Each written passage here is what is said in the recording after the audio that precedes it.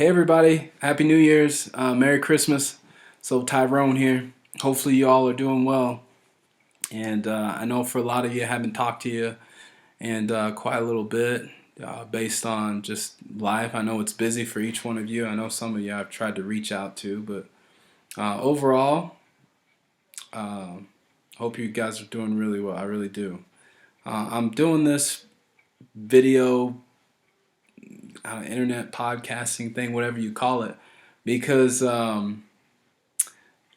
just prompting, you know what I mean? I just felt like I should do it. My old football coach from Little League passed away a few days ago, and some of you guys know Coach Castile, some of you don't, but it doesn't matter. The guy had a very significant effect on my life in many respects. I do a lot of speaking, and in those speaking events, I'll bring up principles that he taught me he didn't even know that applied to life. And one was just I was hurt, and we were in the playoffs, and we were basically in overtime. And he did something pretty cool. He called me over to him and he said, "I need you for one more play." And I was hurt, man. I was just like, I can't do it.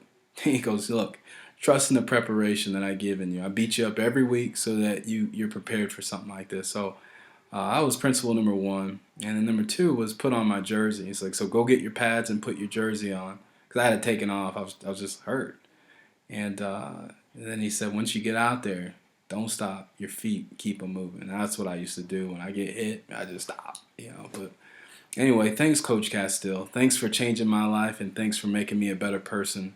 And using those principles as a father, putting on the jersey of being a dad, or at work, putting on the jersey at work, or whatever it is. And if when the bumps come, the trust in my preparation and keep my feet moving, whether it's in marriage or with my kids.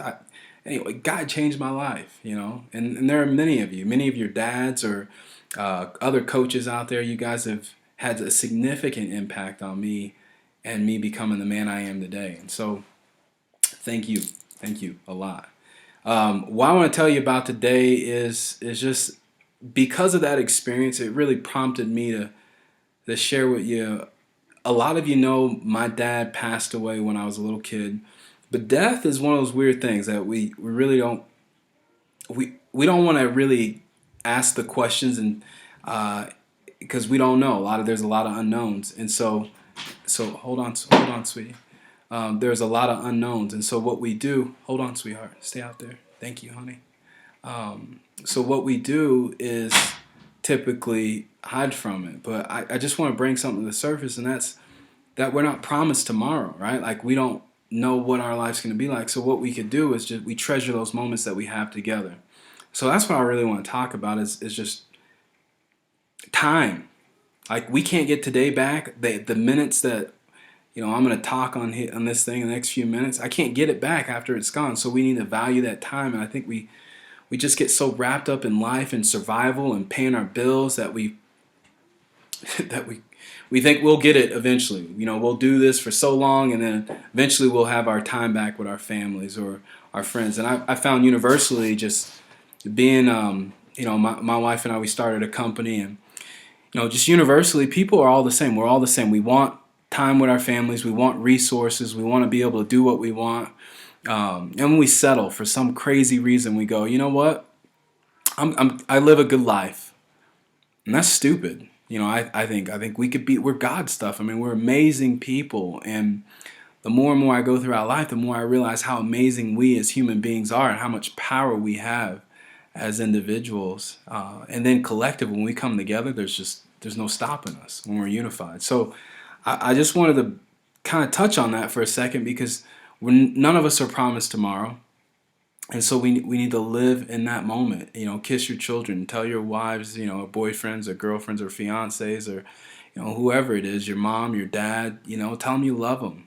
And secondly, how that affected my life in choosing my profession. So I left from Florida State. Randy and I, we got married. She went out to BYU and finished up there, and then we went to chiropractic school, and in Kansas City, which some of you guys already know that because you were part of that. But the one thing that was interesting is that I picked a life. When my dad died when I was a kid, I realized that I wanted a life where I was there with my children. I was able to raise them, and I mean, maybe you don't realize this stuff until you have kids. But when I was in school, I realized that we had Chloe, and I was like, you know what? I don't. This lifestyle of a chiropractor is gonna, I'm still spending time away from my family. I'm still spending time away from them. I'm not able to have that strong influence like I want to. And I learned that, whatever you do, it's gonna steal your time. It's gonna steal away from your family, and you just gotta, you pay that price, I guess.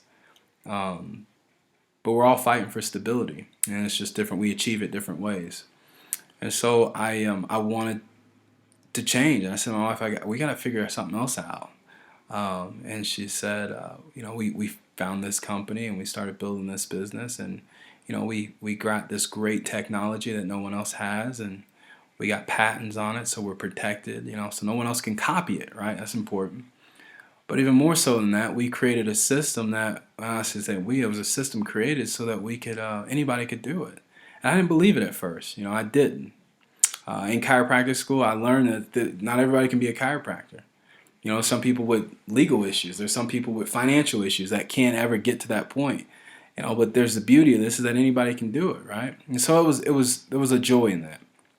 It was fun helping people create that freedom, what they all want, what we all want, but we settle. And the other thing was when I was on my church mission, we right before it, actually, I was trying to save the money to go, and I didn't have 10 grand. Traditionally, when you're in the LDS church, you're growing up, you're saving that money over time. But it was like $10,000 plus whatever debt. You can't have any obligations. And so I didn't have any kids, wasn't married. I just had a lot of debt. I know it sounds weird at that age. I was 20 years old when I left on my mission, and before how I got there was this: I was selling for ADT, and I figured I could come up with the money with them by selling like 20 or 30 systems would get me that money. And I got out there and I stunk. I sucked miserably. And they sent me to a specific place for a resale account. And they fired me from new sales, but they sent me out to the middle of nowhere in Tallahassee. And there's certain areas you just don't go to, right? This doesn't go to, right? So I'm out there, and I knock on this door. I'm already nervous, and the guy's not home, so I'm mad because I wasted all my gas, and I'm in college. And so I see this house across the street, and they're distant. I knock on the door. The guy comes out, and he says, "What are you doing this for?" And I say, "I'm trying to save money for my church mission." And he goes, "Well, I already got a system, but what church?" And I go, "The LDS church." He goes, "You're going to go serve a mission. That's honorable. We're really cool." And he started talking to me about it. He said, "Well, look, how much is that?" And I said, "It's 10 grand. And he goes, "You know what? How about this? How about I pay for your mission?" Now, I didn't know this guy at all.